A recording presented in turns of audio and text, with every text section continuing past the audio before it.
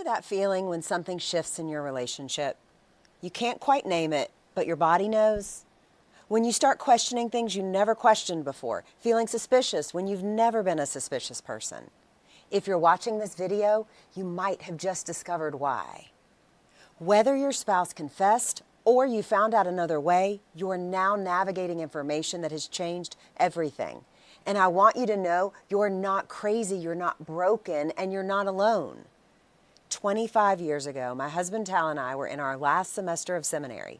We were sitting in a counseling course learning about addiction, specifically porn and sex addiction. I was taking notes, trying to learn the material, when something clicked. I started recognizing patterns, behaviors, those uneasy feelings I'd had over the past 5 years of our marriage.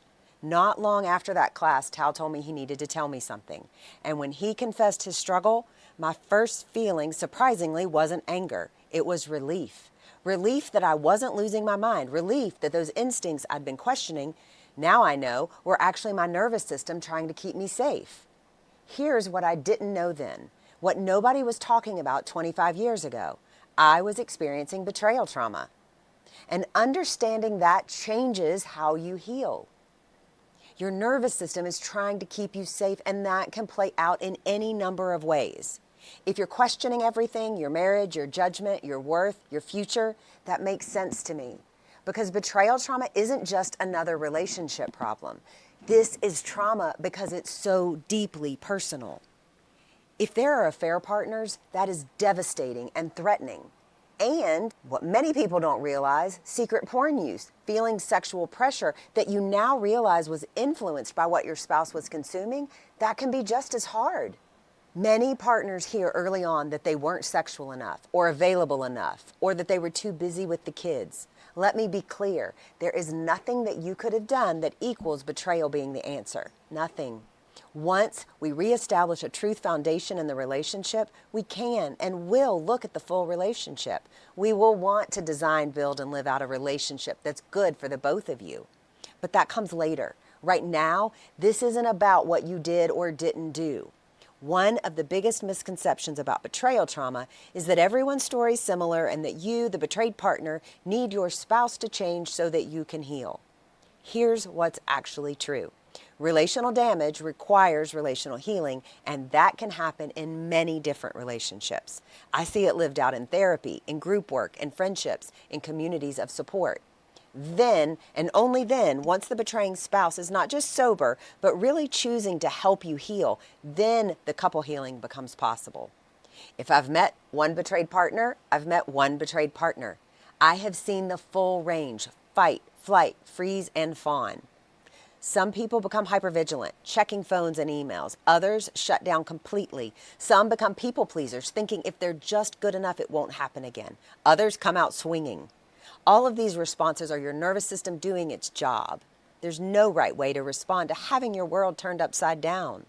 For me, the first step was finding my footing in the chaos and noise of betrayal.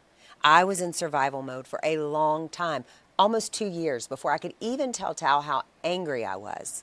Looking back, I recognize I'd been a lifelong emotion stuffer, so it doesn't surprise me that anger took time to surface. This helps me today as a therapist. I help partners in group and individual work make sense of their emotions, whether they're feeling all the pain or completely numb to it. Because both are normal, both are part of this process. Here's something important. There is no timeline or template that you have to meet. 25 years ago, we didn't have the abundance of resources available today. We didn't see a counselor for over a year. There wasn't the same kind of support, and in some ways today, there may be too much. And you know what? I still healed. I still found my footing.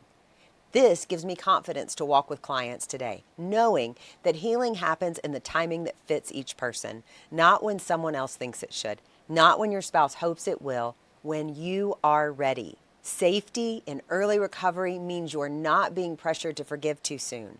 At our practice, I keep sessions available to see betrayed partners and couples in crisis within 2 weeks, because living in the reactivity of betrayal without support creates more trauma on top of trauma. Safety means having voice, choice, and power restored to you.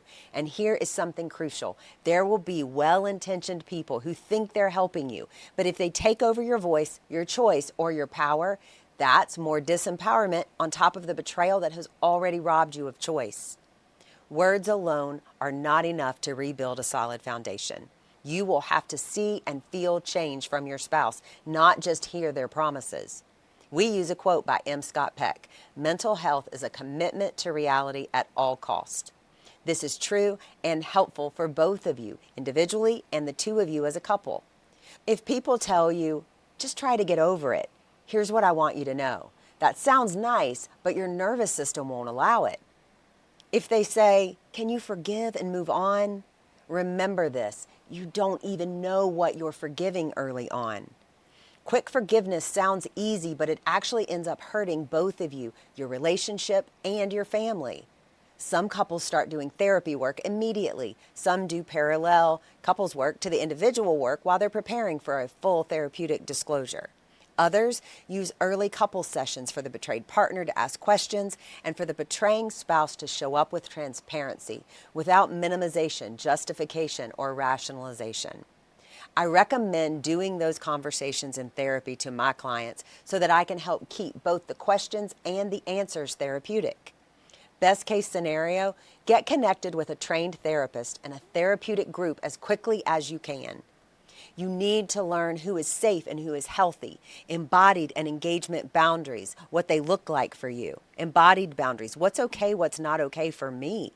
Engagement, what's okay, what's not okay between me and other people. It is so difficult to watch partners share with others who over time either can't handle their level of pain or they're afraid it might be their story, so they distance themselves. They may even suggest an easy fix that may not at all match the variables you are juggling. Find a therapist trained in affair recovery, sex addiction, and betrayal trauma. At our practice, we recommend couples come together for that first session so we can educate you both on the options for reestablishing a truth foundation, giving you the truth that you not only deserve, but that you will have to be able to trust again. I know this may feel overwhelming. You probably have 1,000 questions racing through your mind. You're likely wondering if you'll ever feel normal again, if you'll ever be able to trust, if this relationship can actually heal. Here's what I know from living it and from walking with hundreds of couples through it. We see marriages survive terrible levels of betrayal. What we don't see them survive is an ongoing pattern of lies. Healing is possible. Not easy, not quick, but possible. You can find your footing again. You can rebuild trust, not the blind trust that you had before you got married. And you don't have to stay in suspicion and vigilance either. You can learn wise trust, knowing that there's a low probability of this happening again. You don't have to make any big decisions right now. You don't have to know if you're staying or going. You don't have to forgive anything yet. What you need is safety, support, and someone who understands that this isn't about your marriage having communication problems. This is about trauma, and trauma requires trauma-informed care.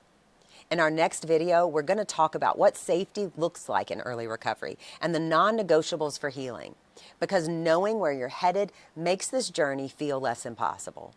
You're not walking this alone. There's a whole community of people who understand exactly what you're going through, and there's hope, real hope, on the other side of this pain. If this video has helped you feel less alone, please share it with someone who might need to hear it. And let me know in your comments, what's one thing you wish people understood about betrayal trauma? Thank you for spending this time with me, and I'll look forward to seeing you in the next video.